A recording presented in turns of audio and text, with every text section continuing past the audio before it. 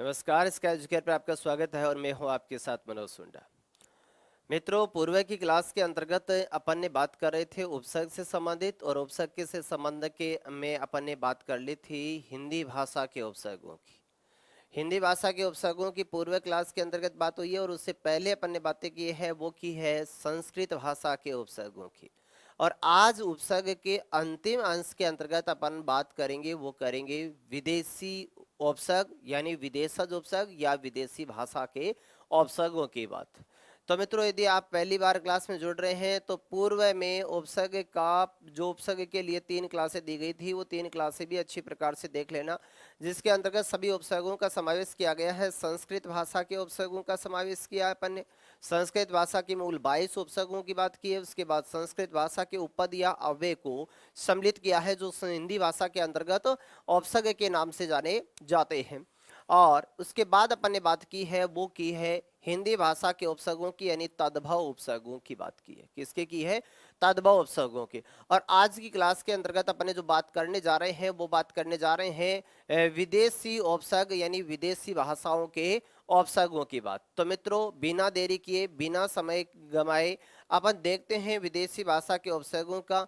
मित्रों, माफी चाहता हूं कि मैं आपके कमेंटों के या फिर नाम में पढ़ करके राम राम नमस्ते ये समय आपका न लेते हुए मैं अपने प्रकरण पर चलता हूं। क्यों? क्योंकि अब आपकी रेट यानी आपकी जो परीक्षा है वो कभी भी हो सकती है। तो कभी भी आपको तिथि मिल सकती है, उसकी कभी भी तारीख मिल सकती है। इसका मतलब बिना सामान्य वार्ता के अंतर्गत समय न गंवाते हुए अपन अपने टॉपिक या प्रकरण से संबंधित बातें करते हैं। यदि कोई समस्या या दिक्कत आती है आपके, क्योंकि कोई शब्द में दिक्कत आ रही है, कोई शब्द नहीं समझ में आया, तो आप कमेंट कर दीजिएगा, मैं आपको जवाब दे दूंगा। ठीक है? तो यदि आपको ऐसा लगे कि सर हमारे को नमस्ते नहीं करे, राम राम नहीं करे, तो मैं सभी के लिए एक साथ ही कह देता हूँ, सभी को नमस्ते, सभी को राम राम, सभी को आदाब, सभी को राम राम। ठीक है? अपन अपने टॉपिक की ओर बढ़ते हैं। देखिएगा मित्रों, अपना आज का जो टॉपिक रहेगा वो रहेगा मित्रों क्या? विदेशी उपसर्ग यानी विदेशी भाषाओं के उपसर्ग। किसके रहेंगे? विदेशी उपसर्ग अर्थात विदेशी भाषाओं के उपसर्गों की आज मित्रों अपन बात करेंगे, और जिसके अंतर्गत अपने पास विदेशी भाषाओं के उक्त 22 उपसर्गों का एनसीईआरटी के आधार पर विश्लेषण किया गया है। एनसीईआरटी के आधार पर उक्त 22 उपसर्गों का मित्रों क्या किया गया है? विश्लेषण किया गया है, जो कि 22 उपसर्ग हैं। देखिएगा मित्रों, अपन जानकारी प्राप्त कर लेते हैं उक्त 22 उपसर्ग अपने पास कौन कौन से है। तो देखिएगा, सबसे पहले यदि अपन उपसर्ग की बात करें तो वो अपने पास उपसर्ग आ रहा है, वो कौन सा उपसर्ग आ रहा है? बे उपसर्ग आ रहा है। कौन सा उपसर्ग है? सबसे पहले अपने पास उपसर्ग है, वो कौन सा उपसर्ग है? बे उपसर्ग है। बे का अर्थ क्या होता है? रहित होता है। क्या होता है? रहित होता है। वैसे के बिना भी होता है। क्या होता है? बे का अर्थ रहित या फिर क्या होता है? के बिना भी होता है। इसका मतलब जैसे अपन ने शब्द लिख दिया बे ईमान। क्या लिख दिया? बेईमान, यानी ईमान से रहित या फिर बिना ईमान के हो गया। क्या हो गया? ईमान से रहित या बिना ईमान के हो गया। अव्यय भाव समास का उदाहरण है। दूसरा अपने पास उपसर्ग है, वो कौन सा उपसर्ग है? दर उपसर्ग है। और दर का अर्थ क्या होता है? में होता है। क्या होता है? दर। दर उपसर्ग का अर्थ होता है मित्रों क्या? में। यानी अपन जैसे शब्द लिख दिया अपन ने क्या? दर असल। क्या? दर असल क्या हो जाएगा मित्रों? ये असल में हो जाएगा। क्या हो जाएगा? असल में हो जाएगा। ठीक है? तीसरा जो उपसर्ग है अपने पास वो उपसर्ग है कौन सा? बा उपसर्ग। कौन सा उपसर्ग है? बा उपसर्ग है। बा का अर्थ क्या होता है? सहित होता है। क्या होता है? बा। बा उपसर्ग का अर्थ होता है सहित। जैसे मैंने लिख दिया मित्रों क्या? बा इज्जत। क्या लिख दिया? बा इज्जत। देखो मित्रों, बा इज्जत, एक ऊपर लिखा हुआ है बेईमान या बेइज्जत शब्द लिख दिया अपन। बेइज्जत तो होता है इज्जत से रहित या बिना इज्जत के, और बा इज्जत का मतलब होता है इज्जत सहित। क्या होता है? इज्जत सहित। तो इसका मतलब बा उपसर्ग का अर्थ है सहित, इसका मतलब बा इज्जत, इज्जत सहित हो जाएगा। यहाँ अपने पास चौथा जो उपसर्ग है वो है कौन सा मित्रों? कम उपसर्ग है। कम का अर्थ क्या होता है? अल्प होता है, या फिर अपन ऐसे भी कह सकते हैं अल्प, या फिर सर कह सकते हैं अपन कि थोड़ा होता है, या फिर कम तो लिखा हुआ ही है। ठीक है? जैसे कि अपने लिख दिया कमजोर। क्या लिख दिया? कमजोर लिख दिया। कमजोर लिख दिया, इसका मतलब कम का अर्थ क्या हो गया? अल्प या थोड़ा हो गया। जोर आगे लिखा हुआ है, इसका मतलब थोड़ा जिसमें क्या है? जोर है। पांचवा जो उपसर्ग है वो अपने पास कौन सा उपसर्ग, ला उपसर्ग। और ला का अर्थ क्या होता है, परे या बिना होता है। ठीक है, जैसे कि अपन ने ये शब्द लिख दिया क्या, लाजवाब। क्या लिख दिया, लाजवाब, यानी जवाब से रहित या जवाब से परे या फिर जिसका कोई जवाब ना हो वो क्या हो गया, लाजवाब हो गया। ऐसे शब्द हो सकते हैं, लाजवाब, लावारिस, लाइलाज, लापता, लापरवाह। ठीक है, ऐसे शब्दों का योग पढ़ेंगे आगे अपन। मैं एक बार आपको इसलिए यह उपसर्गों का ज्ञानार्जन करवा रहा हूं, आगे अपने पीडीएफ में आपको पता है कि क्या चलते हैं, प्रश्नों का समावेश किया गया है। इसका मतलब प्रश्नों का समावेश किया गया आगे, तो पूर्व में आप सबसे पहले इन उपसर्गों को देख लें कि कौन कौन से उपसर्ग विदेशी भाषा के यानी विदेशी उपसर्ग है। ठीक है, छठवें उपसर्ग की यदि अपन बात करें तो छठवां उपसर्ग है मित्रों अपने पास कौन सा, ना उपसर्ग। और ना उपसर्ग किसके संबंध में आ रहा है, नहीं के संबंध में आ रहा है। देखिएगा, जैसे अपने शब्द लिख दिया नापसंद। क्या लिख दिया, नापसंद। नापसंद मतलब न पसंद या फिर जो पसंद ना हो उसको क्या कहते हैं अपन, नापसंद कहते हैं। क्या कहते हैं, नापसंद कहते हैं। अब देखिएगा, एक उपसर्ग है अपने पास हर उपसर्ग। कौन सा उपसर्ग है, हर उपसर्ग है। हर का अर्थ क्या बताया जा रहा है, प्रत्येक बताया जा रहा है। क्या बताया जा रहा है, प्रत्येक बताया जा रहा है। इसका मतलब मैंने शब्द लिख दिया हर पल। क्या शब्द लिख दिया, हर पल। हर पल इसका मतलब पल पल या फिर हर पल या फिर प्रत्येक पल यानी प्रत्येक घड़ी। ठीक है, हर पल, हर दम, हर एक हो जाएगा। आगे का आठवां जो उपसर्ग है वो अपने पास कौन सा उपसर्ग, खुश उपसर्ग है। और खुश उपसर्ग का अर्थ क्या होता है, श्रेष्ठ होता है। क्या होता है, श्रेष्ठ होता है। या फिर मित्रों श्रेष्ठ या फिर कुछ के लिए अपन अर्थ भी ले सकते हैं क्या, अच्छा। क्या अर्थ ले सकते हैं, अच्छा अर्थ भी लिया जा सकता है। जैसे कि अपन ने लिख दिया शब्द क्या, खुशबू लिख दिया। बू का अर्थ होता है गंध। क्या होता है, बू का मतलब होता है गंध। और खुश का अर्थ क्या होता है, अच्छी। इसका मतलब अच्छी या श्रेष्ठ है जो क्या, बू, उसको क्या कहते हैं अपन, खुशबू कहते हैं। जैसे खुशबू आ गया, खुशबू, खुशबूदार आ गया, खुश मिजाज आ गया, है ना। इस प्रकार के शब्द यानी खुशकिस्मत आ गया, खुश नसीब आ गया। ठीक है, इस प्रकार के शब्दों का आगे विश्लेषण करेंगे अपन। और नौवें उपसर्ग की यदि मैं बात करूं तो नौवां उपसर्ग है अपने पास बद उपसर्ग। कौन सा है, बद उपसर्ग है। और बद का अर्थ क्या होता है, बुरा होता है। जैसे कि अपन ने शब्द लिख दिया क्या, बदनाम। क्या लिख दिया, बदनाम। बदनाम हो गया, बदसूरत हो गया, बदकिस्मत हो गया, बदनाम। बद का अर्थ है बुरा, नाम यानी नाम, यानी बुरा हो चुका है जिसका समाज में क्या मित्रों, नाम, यानी समाज के अंतर्गत उसका क्या, कैसा नाम हो चुका है, बुरा नाम हो चुका है। दसवां है वो है अपने पास सर उपसर्ग। सर का अर्थ क्या होता है, मुख्य या प्रमुख होता है। क्या होता है, सर उपसर्ग का अर्थ क्या होता है, मुख्य या फिर प्रमुख या फिर प्रधान होता है। जैसे कि अपन ने लिख दिया शब्द सरपंच। क्या लिख दिया, सरपंच लिख दिया। पंच तो तुम जानते हो, और सर का अर्थ क्या हो गया, मुख्य हो गया। क्या हो गया, मुख्य हो गया। इसका मतलब पंचों में जो मुख्य होता है उसको अपन क्या कहते हैं, सरपंच कहते हैं। क्या कहते हैं, सरपंच कहते हैं। सरपंच, सरदार, सरकार, सरताज, सरहद शब्दों का समावेश पढ़ेंगे आगे। आगे देखिएगा 11वां उपसर्ग है वो है बै उपसर्ग। और बै का अर्थ होता है सहित। इसका मतलब विदित रहे मित्रों, एक तो अपने पास बा उपसर्ग होता है और एक होता है कौन सा उपसर्ग, बै उपसर्ग होता है, जिनका दोनों का ही अर्थ क्या होता है, सहित होता है। क्या होता है, दोनों का ही अर्थ क्या है, सहित है। इसका मतलब देखो, यदि अपने शब्द लिख दिया, देखो बे नाम लिख दो, मैं बे नाम लिख दो, इसका मतलब नाम सहित हो जाएगा कि नहीं हो जाएगा, बे नाम हो गया। बे शर्त हो गया, शर्त सहित हो जाएगा। इसका मतलब यहां देखिएगा इस जगह अंश भी आगे निकल करके आएंगे। समास को पढ़ने से पहले यानी अपन जब अव्यय भाव समास की बातें करते हैं तो अव्यय भाव समास पढ़ने से पूर्व आपको किसका ज्ञानार्जन होना जरूरी है, उपसर्ग का ज्ञानार्जन होना जरूरी है।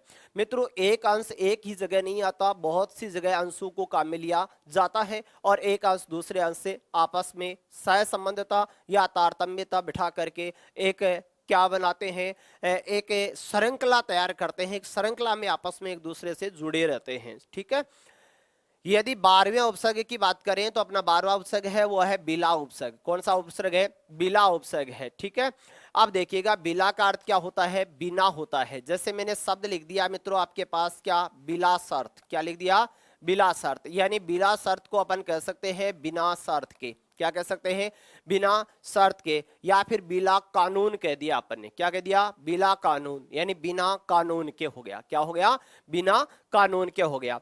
यहां पर अपने पास सब उपसर्ग लिखा हुआ है 13वां, वो लिखा हुआ है बेस उपसर्ग। कौन सा लिखा हुआ है, बेस उपसर्ग। आपने यदि सुल्तान मूवी देखी हो तो उसके अंतर्गत एक गाना आता है और गाने के अंतर्गत अनुष्का कहती है कि बेबी को बेस पसंद है, बेबी को बेस पसंद है। बेस का अर्थ बेबी को बेस पसंद है, इसका मतलब वो ध्वनि या आवाज को बढ़ाने के लिए कहती है, क्या करती है, ध्वनि या आवाज को बढ़ाने के लिए कहती है। तो बेस का अर्थ क्या हो गया, अत्यधिक हो गया, क्या हो गया, अत्यधिक हो गया। इसका मतलब यदि मैं अपने को यदि शब्द लिखना हो तो क्या लिख दिया अपने मित्रों, बेस कीमत लिख दिया, क्या लिख दिया, बेस कीमत या बेस कीमती लिख दिया, जो बहुत ही क्या है मित्रों, कीमती है या अत्यधिक कीमती है। यानी अत्यधिक जिसकी क्या है, कीमत है, या जिसका मूल्य बहुत ज्यादा है, वो क्या हो गया, बेस कीमत हो गया।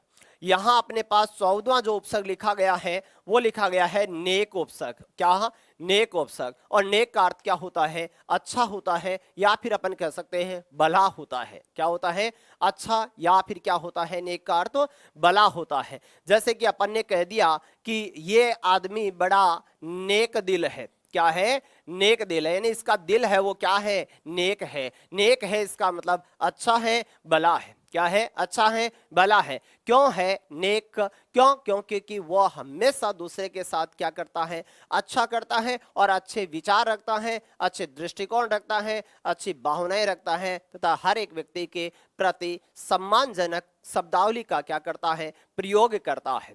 तो क्या कह सकते हैं अपन, नेक दिल कह सकते हैं। इसके बाद यदि उपसर्ग की बात करें तो 15वां उपसर्ग है वह है अपने पास एन वक्त। कौन सा है, ऐन उपसर्ग। ऐन है, ऐन, ऐन, एन नहीं, ऐन मतलब आई है ये, ऐन उपसर्ग है। ऐन का अर्थ क्या होता है, ठीक होता है, क्या होता है, ठीक होता है। अपन बहुत बार कहते हैं ना कि ये व्यक्ति तो एन वक्त पर आने वाला है, यानी जब कोई मांगलिक कार्य होते हैं अपने घर पर और मांगलिक कार्य आदि होते हैं तो अपन कहते हैं एन वक्त, एन घड़ी, एन मौका, एन जगह, शब्दावली का प्रयोग करते हैं। एन का अर्थ होता है ठीक, यानी यह तो क्या करता है, मांगलिक कार्य होता है तो मांगलिक कार्य के समय पर अपन जैसे खाने के लिए चीजें बनाते हैं, यानी भोजन के लिए चीजें बनाते हैं, तो पड़ोसी के लिए, पड़ोसी कोई ऐसा व्यक्ति जो कि क्या नहीं, काम के वक्त आता नहीं है, लेकिन क्या करने के, खाने के वक्त, यानी सही टाइम पर, यानी एक निश्चित टाइम पर ही वो पहुंचता है जिस समय उसको उसका अपना कार्य करना होता है। इसका मतलब अपन बहुत बार कहते हैं ना कि ये तो एन वक्त पर आने वाला है, यानी या फिर ये एन वक्त पर मना करने वाला है, यानी जब कार्य प्रारंभ होने वाला है उस कार्य को प्रारंभ करने की जो समय आ गया उस समय पर वो क्या कर देता है, मना कर देता है। इसको मतलब एन वक्त पर उसने क्या कर दिया, मना कर दिया इस कार्य के लिए, ठीक है। तो इसका मतलब एन का अर्थ होता है मित्रों क्या, ठीक। इसका मतलब अपन कह सकते हैं एन वक्त। एक है देखो मित्रों हम उपसर्ग, क्या है, हम उपसर्ग। जैसे कि अपन बहुत बार कहते हैं ना, हम सफर हमरा ही हम दर्द, हम सफर हमरा ही हम दर्द। हम का अर्थ क्या होता है, साथ होता है, क्या होता है, साथ होता है, क्या होता है, साथ होता है। यानी ऐसे व्यक्ति या फिर ऐसे जीव या फिर ऐसे सजीव या निर्जीव जो हमारे क्या होते हैं, हम सफर होते हैं, हमरा ही होते हैं, हम दर्द होते हैं। जैसे हमने लिख दिया हम सफर, क्या लिख दिया, हम सफर, क्या, हम सफर। कि जो प्रकृति, जो मानव जीवन जी रहा है उस मानव के जीवन जीने में उसका ऐसा व्यक्ति जो हमेशा से उसके क्या रहा है, साथ रहा है, इसका मतलब वो उसका क्या है, हम सफर है, क्या है, हम सफर है। अर्थात उसके दुख में, उसके खुशी में, या फिर उसके जो भी समस्या आई उन समस्याओं में उसने भरपूर उसका सहयोग दिया, साथ दिया, चाहे वो खुशी में हो, चाहे वो क्या हो, दुख में हो, हमेशा उसके क्या रहता है, साथ रहता है। इसका मतलब अपन कह सकते हैं कि वो अपना क्या है, हम सफर है, क्या है, हम सफर है। देखो मित्रों आगे उपसर्ग लिखा हुआ 17वां, वो लिखा हुआ है अल, क्या लिखा हुआ है, अल लिखा हुआ है। अल का अर्थ क्या होता है, निश्चित होता है। जैसे कि अपन ने लिख दिया अल बेला, लिख दिया, क्या लिख दिया, अल बेला लिख दिया, अलबता लिख दिया, लिखते नहीं लिखते, अल बेला है, अलबता है, ठीक है। अल का अर्थ होता है निश्चित, ठीक है। आगे का 18वां जो उपसर्ग है वो है अपने पास गैर उपसर्ग। कौन सा उपसर्ग है, गैर उपसर्ग है। और गैर का अर्थ क्या होता है, रहित या फिर क्या होता है, भिन्न होता है, क्या होता है, गैर। गैर उपसर्ग का अर्थ क्या होता है, रहित या फिर क्या होता है, क्या होता है, भिन्न होता है। भिन्न भिन्न भिन्न भिन्न का मतलब क्या होता है? अलग होता है। क्या होता है? अलग होता है। ठीक है, जैसे अपन ने लिख दिया मित्रों क्या, गैर हाजिर, क्या लिख दिया? गैर हाजिर लिख दिया, गैर कानूनी लिख दिया। क्या लिख दिया? गैर हाजिर है, गैर कानूनी है, इस प्रकार की शब्दावली का अपन ने क्या कर दिया? प्रयोग कर दिया। क्या कर दिया? गैर हाजिर है, वो वहां पर रह है मित्रों, क्या है? गैर हाजिर है, यहां पर ये रह है। ठीक है, गैर हाजिर, गैर जिम्मेदार लिख दिया। ठीक है, यहां देखिएगा हेड है, हाफ है, सब है, को है, ये अंग्रेजी भाषा के उपसर्ग है। किसके? अंग्रेजी भाषा के उपसर्ग है। यदि और उपसर्गों की बात करूं तो एक अपने पास क्या होता है? वाइस भी होता है, वाइस प्रिंसिपल होता है, वाइस चांसलर होता है, बोलते नहीं बोलते है? तो हेड है, क्या है? हाफ है, सब है, को है, वाइस है। ठीक है, एक डिप्टी भी होता है। क्या होता है? डिप्टी भी होता है, ये डिप्टी कमिश्नर बोलते नहीं बोलते। ठीक है, तो हेड, हेड का अर्थ क्या होता है? क्या होता है मित्रों? प्रमुख होता है। जैसे अपन के कह दिया head master, head office, head constable, कहते नहीं कहते? एक हो गया हाफ, हाफ का अर्थ क्या होता है? आधा होता है। क्या होता है? आधा होता है। इसका मतलब अपने जैसे कह दिया हाफ कट, क्या कह दिया? Half cut. हाफ क्या कह दिया? शर्ट कह दिया। क्या कह दिया? हाफ कट कह दिया, हाफ शर्ट कह दिया। ठीक है, हाफ, हाफ के लिए, हाफ का मतलब आधा है। और एक है शब, शब का अर्थ क्या होता है? उप होता है। क्या होता है? उप होता है। जैसे सब इंस्पेक्टर कह दिया आपने, क्या कह दिया? सब इंस्पेक्टर कह दिया। ठीक है, एक होता है को, आपके पास क्या होता है? को का अर्थ क्या होता है? सहित होता है। क्या होता है? को का अर्थ होता है क्या? सहित। जैसे कोऑपरेटिव कह दिया आपने, क्या कह दिया? कोऑपरेटिव कह दिया, सहित कह दिया। तो मित्रों ये तो रही अपनी किसकी बात? विदेशी उपसर्गों की बात, जो कि विदेशी भाषा के उपसर्ग है। इससे पूर्व की 3 क्लासों के अंतर्गत, कितने के? 3 क्लासों के अंतर्गत ये अपना जो भाग चल रहा है, वो भाग चल रहा है चौथा भाग। कौन सा भाग चल रहा है? उपसर्ग के संबंध में चौथा भाग चल रहा है। इससे पहले अपन ने भाग 1 के अंतर्गत जो बातें की थी, वो बातें की थी भाग 1 के अंतर्गत कौन से? संस्कृत भाषा के मूल उपसर्गों, यानी संस्कृत के मूल उपसर्गों की बात की थी। उसके बाद भाग 2 के अंतर्गत अपन ने बात की है, वो की है संस्कृत भाषा के अन्य उपसर्गों की बात। किसकी? अन्य उपसर्गों की बात। और भाग 3 की यदि मैं बात करूं तो भाग 3 के अंतर्गत अपन ने की है, वो की है कौन सी भाषा के? हिंदी भाषा के उपसर्गों की, अर्थात कौन से उपसर्गों की? तद्भव उपसर्गों की। कौन से उपसर्गों की? तद्भव उपसर्गों की। ये तत्सम की बात कर ली थी। और आज जो बात चल रही है, वो चल रही है कौन सी? विदेशी भाषा के उपसर्ग। मित्रों एक बार इनका सही तरीके से आप आंकलन कर लें, सही तरीके से इन्हें पढ़ लें, पढ़ने के बाद कोई दिक्कत नहीं आएगी। यानी उदाहरणों का समावेश मैंने काफी का किया है, काफी उदाहरणों को लिया है मैंने।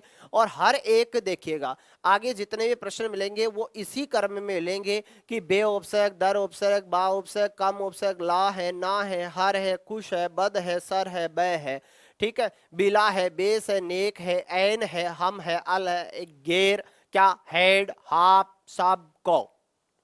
ठीक है, इन उपसर्गों की अपन ने बातें की है। चलिएगा मित्रों चलते हैं अपने पहले प्रश्न की ओर। पहले प्रश्न की ओर, पहला प्रश्न अपना क्या है? पहला प्रश्न है अपना मित्रों क्या, कि भैया ये बताइएगा कि निम्न में से किस विकल्प में बे उपसर्ग नहीं है? ऐसे विकल्प का चुनाव करना है जिसके अंतर्गत किसका प्रयोग नहीं हुआ है? बे उपसर्ग का प्रयोग नहीं हुआ है। किसका? बे उपसर्ग का प्रयोग नहीं हुआ। ये फारसी भाषा का उपसर्ग है। वैसे निम्न में से किस विकल्प में बे उपसर्ग का प्रयोग नहीं हुआ है? बे का अर्थ आप जानते हैं, बे का अर्थ होता है मित्रों रहित। क्या होता है? रहित होता है। इसका मतलब देखो, इसके क्या शब्द है? मूल शब्द वजह है। इसके क्या है? हिसाब है। इसके क्या है? हया है। और हया किसको कहा जाता है? शर्म को कहा जाता है। किसको कहा जाता है? हया। हया किसको कहा जाता है? शर्म को कहा जाता है। यानी बेशर्म होता है, बेहया है ना। हया का मतलब होता है क्या? शर्म। क्या होता है? हया। हया का मतलब होता है शर्म। हिसाब तुम जानते हो, जो हिसाब का न हो या हिसाब से रहित हो बेहिसाब है। और जो क्या हो बेटा, वजह लिखा हुआ है, इसका मतलब बे रखा है, लिखा हुआ है, यानी वजह से क्या हो? रहित हो। वजह से रहित या बिना वजह के, बिना भी लिया जाता है, रहित भी लिया जाता है।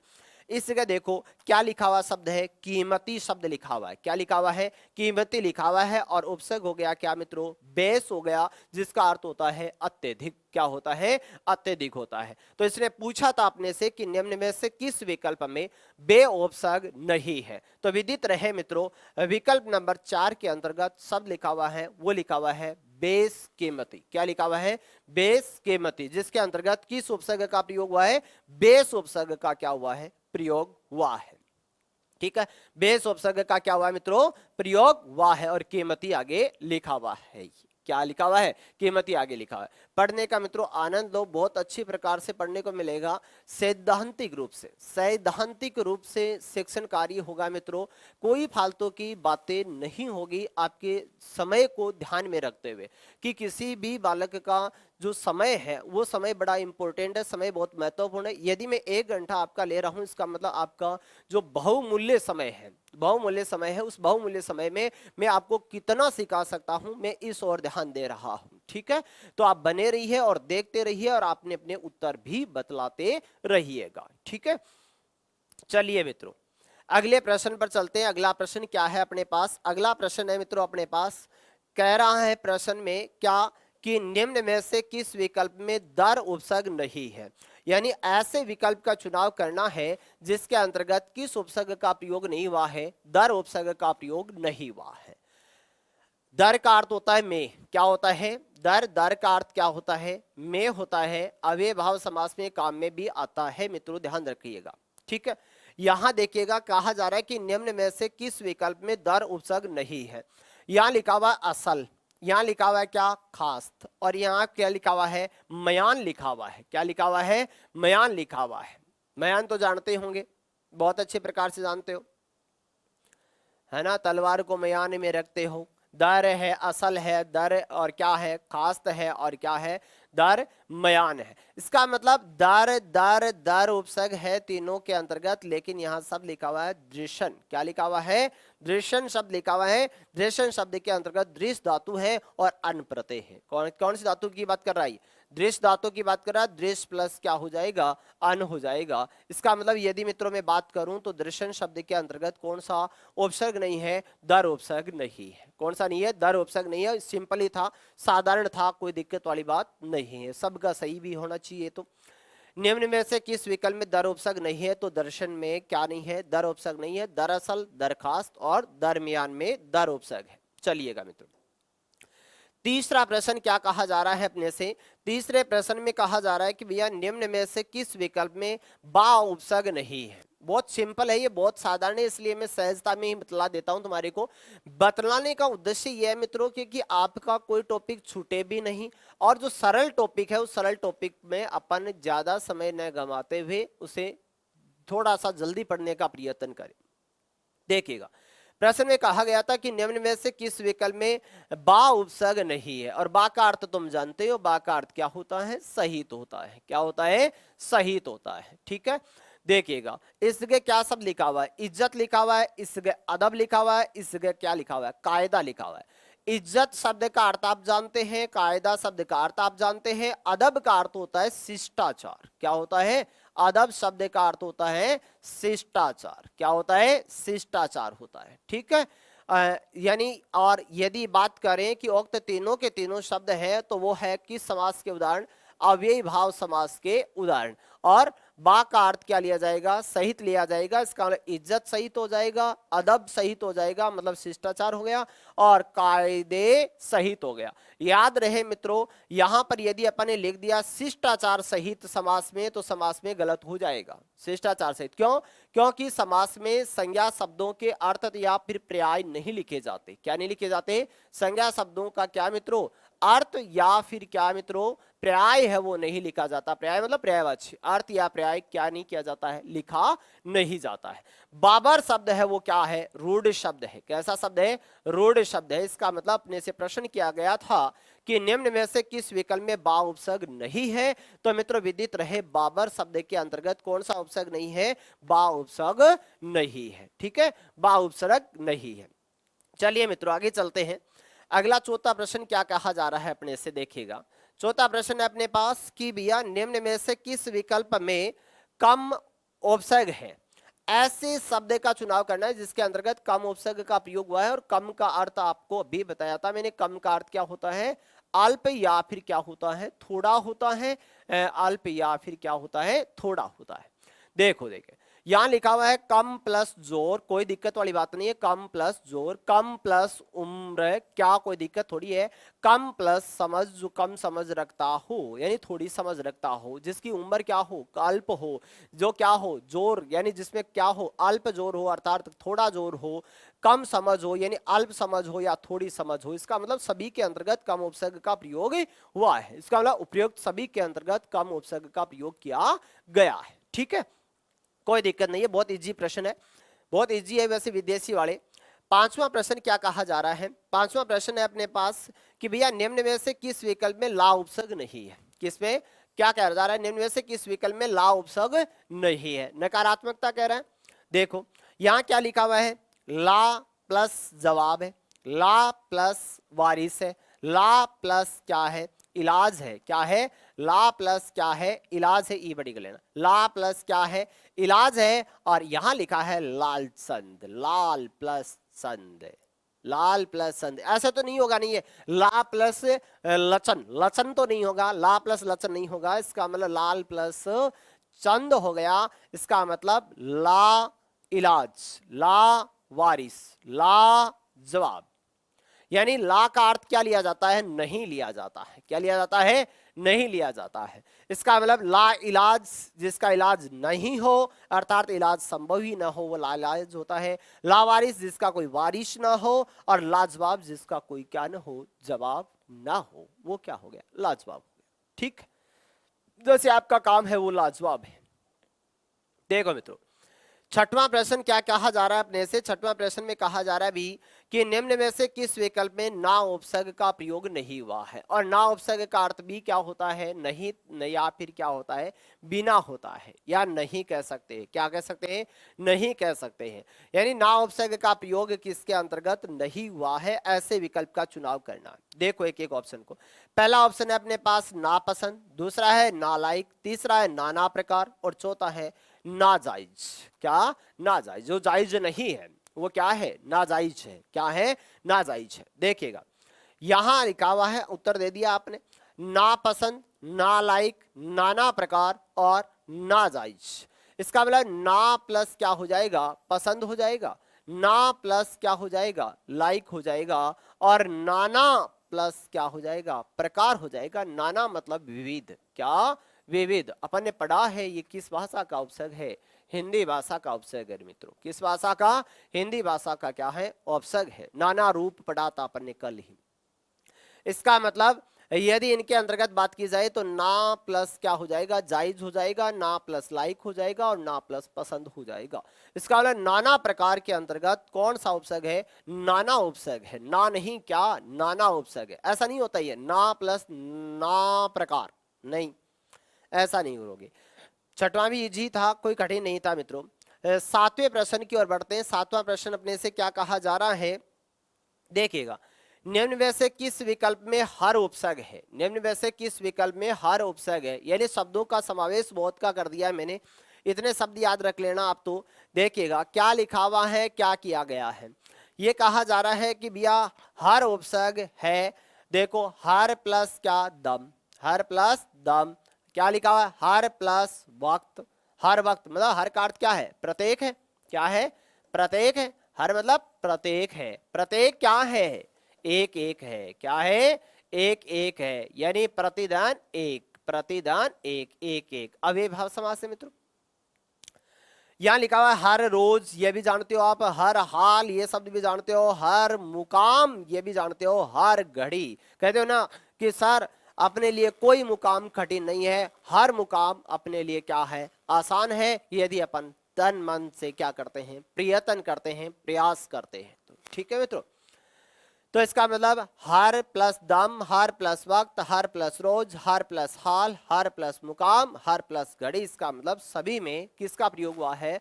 हर उपसर्ग का क्या हुआ है मित्रों? प्रयोग हुआ है। ठीक है, चलिए मित्रों आठवें प्रश्न पर चलते हैं। आठवां प्रश्न क्या कहा जा रहा है? आठवां प्रश्न भी शब्दों का समावेश करने के लिए लिखा गया है। और निम्न में से किस विकल्प में खुश उपसर्ग का प्रयोग हुआ? खुश, खुश, खुश का अर्थ क्या होता है? खुश है, ये खुश क्या है? खुश, तालव्य है। खुश का अर्थ क्या होता है? अच्छा होता है। क्या होता है? अच्छा होता है, या फिर क्या होता है? श्रेष्ठ होता है। अच्छा या फिर क्या होता है? श्रेष्ठ होता है। देखिएगा शब्द देख लीजिएगा, सब लिखा है, पहला खुशहाल, दूसरा लिखा है खुश नुमा, तीसरा है खुशबू, चौथा है क्या? खुश मिजाज, पांचवा शब्द है आपके पास खुश खबरी, और छठवां जो शब्द है वो है खुश किस्मत, और लास्ट में लिखा है उपयुक्त सभी। मित्रों सभी का उत्तर भी सही है, उपयुक्त सभी है। खुश प्लस क्या? हाल, खुश प्लस नुमा, खुश प्लस बो, खुश प्लस मिजाज, खुश कल प्लस क्या? खबरी, और खुश प्लस क्या? किस्मत। क्या? खुश प्लस किस्मत। ठीक है, इसका मतलब उपयुक्त सभी, यानी सभी के अंतर्गत किसका प्रयोग हुआ है? खुश उपसर्ग का प्रयोग हुआ है। ठीक है मित्रों, चलिए 9वें प्रश्न पर चलते हैं। 9वां प्रश्न क्या कहा जा रहा है अपने से? 9वें प्रश्न में कहा गया है, बिया निम्न में से किस विकल्प में बद उपसर्ग है? शब्दों का आसानी से ज्ञान करवा दिया मित्रों। बद उपसर्ग है। बद का अर्थ क्या होता है? बद का अर्थ होता है बुरा। क्या होता है? बद, बद का अर्थ क्या होता है? बुरा होता है। कोई दिक्कत ही नहीं है, बद का अर्थ बुरा है। तो बद बू, बू का अर्थ हो गया गंध, यानी इसका मतलब बुरी है जो गंध। बद प्लस क्या? नाम, यानी बुरा हो चुका है नाम जिसका, और बद प्लस चलन, जिसका चाल चलन सही नहीं है, बुरा है जिसका क्या? चलन। क्या है? बुरा है जिसका चलन, बद चलन हो गया। इसका मतलब सभी में किस उपसर्ग का प्रयोग हुआ है? बद उपसर्ग का प्रयोग हुआ है। ठीक है मित्रों, चलिए अगले प्रश्न पर चलते हैं मित्रों। अगला प्रश्न 10वां अपने से क्या कहा जा रहा है? 10वां प्रश्न है अपने पास, वो है कि निम्न में से किस विकल्प में सारे, क्या मित्रों? निम्न में से किस विकल्प में सारे उपसर्ग नहीं है? नकारात्मकता की बात कर रहा है। निम्न में से किस विकल्प में सारे उपसर्ग नहीं है? पहला ऑप्शन है आपके पास सरपंच, दूसरा है सरताज, तीसरा है सरदार, चौथा है सरोज। क्या है? सरोज। निम्न में से किस विकल्प में सर उपसर्ग नहीं है? निम्न में से किस विकल्प में सर उपसर्ग नहीं है? सरपंच, सर का अर्थ क्या होता है? मुख्य या प्रमुख होता है। क्या होता है? मुख्य कह सकते हैं, या फिर क्या कह सकते हैं? प्रधान कह सकते हैं, या फिर प्रमुख कह सकते हैं। मुख्य, प्रधान, या फिर क्या कहा जा सकता है? प्रमुख कहा जा सकता है। ठीक है, देखिएगा सरपंच, सर प्लस पंच, यानी पंचों में जो मुख्य या प्रमुख है या प्रधान है वो पंच, सरपंच हो गया। ताज, ताज तो सभी है, लेकिन ये क्या है? सरताज है, अर्थात ताजों में भी ये क्या है? मुख्य या प्रमुख है। दार का अर्थ होता है मालिक। क्या होता है? दार, दार का अर्थ होता है मालिक। बहुत बार पढ़ते हो ना, थानेदार, चौकीदार, है थानेदार मतलब थाने का दार, दार का मतलब होता है मालिक। क्या होता है? मालिक होता है। इसका मतलब जो क्या है मित्रों, मुख्य या प्रधानदार है उसको क्या कहा जाता है? सरदार कहा जाता है। नीचे लिखा हुआ सरोज शब्द, सरोज शब्द का खंडन होता है, वो होता है सरे प्लस जय। क्या होता है? सरे प्लस जय। सरे का अर्थ क्या होता है? तालाब होता है, और जय का अर्थ होता है जन्मा। इसका मतलब तालाब में जन्मा, तालाब में जन्म लेने वाला, अर्थात क्या? कमल। क्या हो गया? कमल। कैसा शब्द है? योग रूढ़ शब्द है। कैसा शब्द है? योग रूढ़ शब्द है। योग रूढ़ शब्द होने का मतलब किस समास का उदाहरण? भावव्रीहि समास का उदाहरण। किस समास का? भावव्रीहि समास का उदाहरण। नाम लिखते समय ध्यान रखा करो, ही बड़ी मत लिखा करो।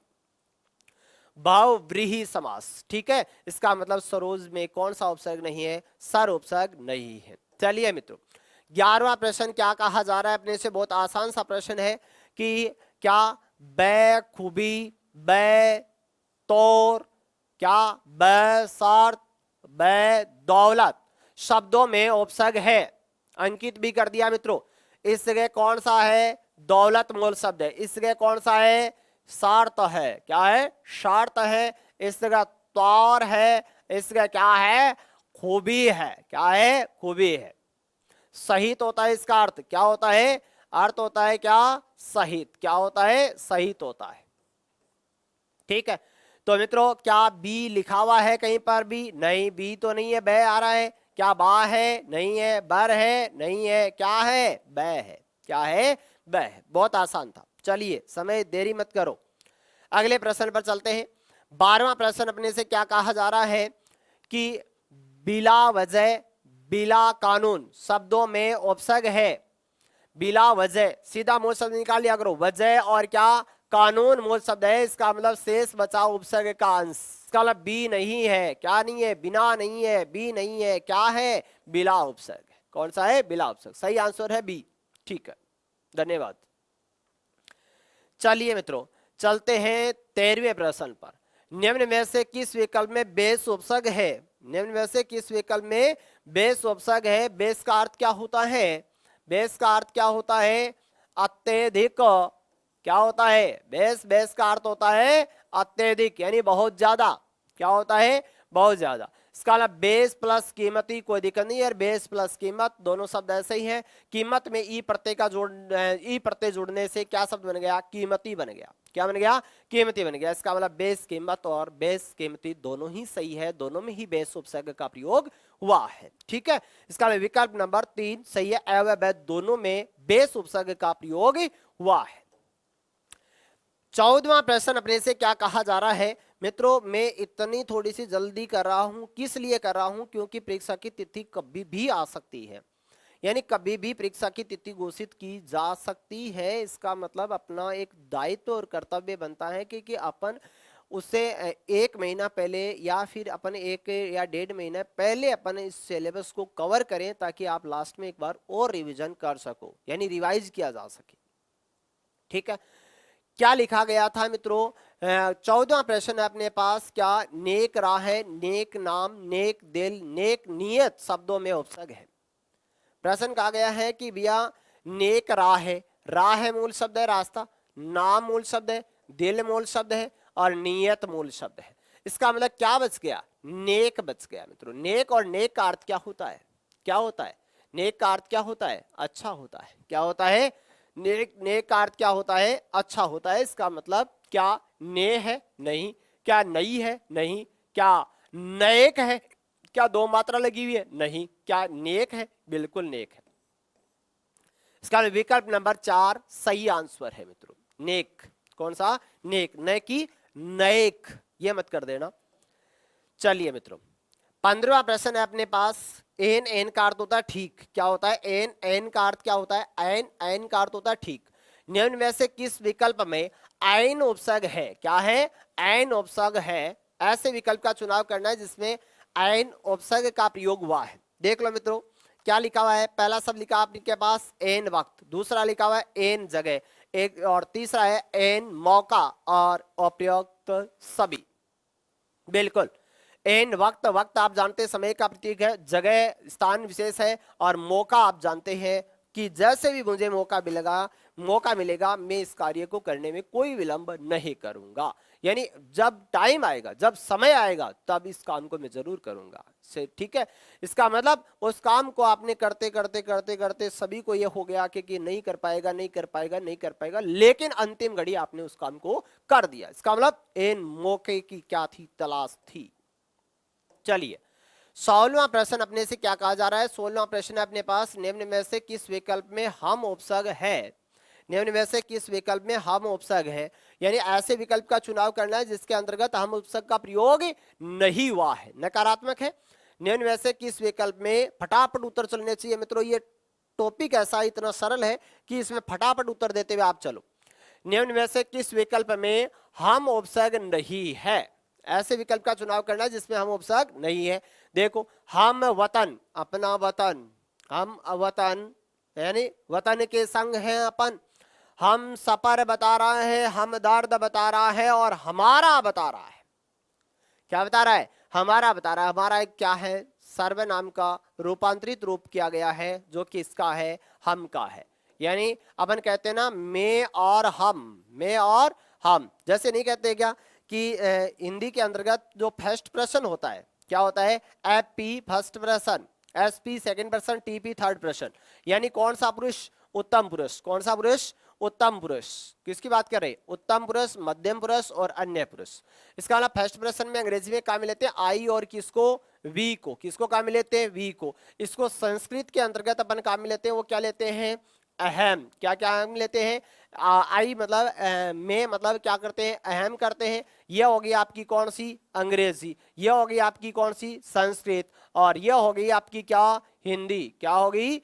हिंदी हो गई। और यदि अपन बात करें प्राकृत की, तो प्राकृत में इसे क्या कहा जाता है? अमय कहा जाता है। क्या कहा जाता है? अमय कहा जाता है। इसका मतलब अपने काम के कौन से? आई, अहम और मे काम का है। ठीक है, तो मूलतः तो हम ही होता है, लेकिन इसके क्या कर दिए जाते हैं? कारक चिन्ह। क्या मित्रों? कारक चिन्हों का प्रयोग करते हुए इनके रूप परिवर्तित कर दिए जाते हैं। इसका मतलब हमारा के अंतर्गत क्या नहीं है मित्रों? हम उपसर्ग नहीं है। इसका मतलब विकल्प नंबर 4। ठीक है, चलिए 17वें प्रश्न पर चलते हैं। 17वां प्रश्न क्या कह रहा है? अल, अल का अर्थ क्या होता है मित्रों? अल, अल, अल का अर्थ बिला का अर्थ रहित होता है मित्रों, ध्यान रखना। अल का अर्थ होता है निश्चित। क्या होता है? अल, अल का अर्थ क्या होता है? निश्चित होता है। यहां देखिएगा अल विदा लिखा हुआ है, अल बता लिखा हुआ है, अल गाव लिखा हुआ है और अल ग्रज लिखा हुआ है। देखो कह रहा है, क्या कह रहा है कि एक शब्द कह रहा है अल विदा, एक कह रहा है अल बता, एक कह रहा है क्या? अलगाव, और एक कह रहा है अलगरज। क्या कह रहा है? अलगरज। देखिएगा अल विदा कोई दिक्कत नहीं है। अल का अर्थ होता है निश्चित। क्या होता है? अल, अल का अर्थ क्या होता है? निश्चित होता है। इसका अल बता हो जाएगा और अल गरज हो जाएगा। यहां क्या लिखा हुआ है? अलगाव। क्या है? अलगाव। इसका मतलब क्या मित्रों? अलगाव। इसका मतलब सभी के अंतर्गत किसका हुआ है? अल उपसर्ग का प्रयोग हुआ है। अलगाववादी बोलते हैं ना अपन, अलगाववादी। इसका मतलब उपयुक्त सभी। क्या मित्रों? उपयुक्त तो सभी, उपयुक्त सभी शब्दों के अंतर्गत किसका प्रयोग हुआ है? अल उपसर्ग का प्रयोग हुआ है। इसमें थोड़ा सा ऑप्शन की दिक्कत थी। ठीक है, आगे देखिए 18वां प्रश्न क्या कह रहा है? मेरा प्रश्न कहा जा रहा है कि हेडमास्टर, कौन सा? हेडमास्टर शब्द में शब्द किस भाषा का उपसर्ग है? यानी हेडमास्टर में, हेडमास्टर शब्द में, यहां कर दो में, शब्द में किस भाषा का उपसर्ग है? यानी किस भाषा का उपसर्ग प्रयुक्त हुआ है? तो किस भाषा का मित्रों? हेड है, हाफ है, सब है, को है, ऑपरेटिव। देखो किसका? अंग्रेजी भाषा का। बहुत ईजी है, कोई दिक्कत नहीं है। और ये भी बहुत इजी है, वैसे देख लीजिएगा क्या कहा जा रहा है कि सब कमेटी, सब कमेटी शब्द में उपसर्ग है। तो मित्रों कौन सा उपसर्ग आ रहा है? कमेटी मूल शब्द है ही, कौन सा? सब। कौन सा आ रहा है? सब। इसका मतलब विकल्प नंबर 3 सही है। ठीक है, फटाफट कर लो इनको, कोई दिक्कत नहीं है। लास्ट प्रश्न आपके पास और अंतिम प्रश्न आपके पास क्या? कोऑपरेटिव शब्द में को उपसर्ग का अर्थ है, यानी को उपसर्ग का अर्थ पूछ रखा है इसने। उपसर्ग का अर्थ पूछ लेता कई बार, उपसर्ग का अर्थ पूछ लेता। देखो मुख्य है, प्रमुख है, प्रधान है, ये तो बात एक ही है।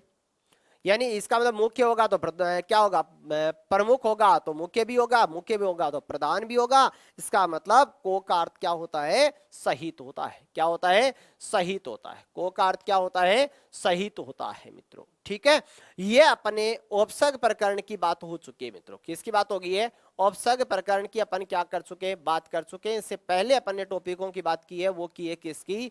एक तो किया है अपन ने कौन सा? वर्ण विचार किया है, और दूसरा अपन ने की है, बात की है, वो किसकी की है? संधि की है। और इसके बाद में अपन ने बात की है, वो तीसरी बात चल रही है, वो किसकी चल रही है? उपसर्ग की बात चल रही है। किसकी चल गई? उपसर्ग की। ये तीनों के तीनों टॉपिक अपन ने कंप्लीट कर लिए हैं। आगामी अगली क्लास के अंतर्गत अपना प्रकरण या तो रहेगा प्रत्यय या रहेगा क्या? समास। यानी क्रमबद्धता से चलो, संधि, उपसर्ग, प्रत्यय और समास कर लो, प्रत्यय कर लो, ताकि कि समास में भी दिक्कत नहीं आए। ठीक है मित्रों, तो आज की क्लास के लिए इतना ही। और आज की क्लास के अंतर्गत अपन कंप्लीट कर चुके हैं उपसर्ग प्रकरण, यानी उपसर्ग प्रकरण पूरा कंप्लीट हो गया है। ठीक है, धन्यवाद मित्रों।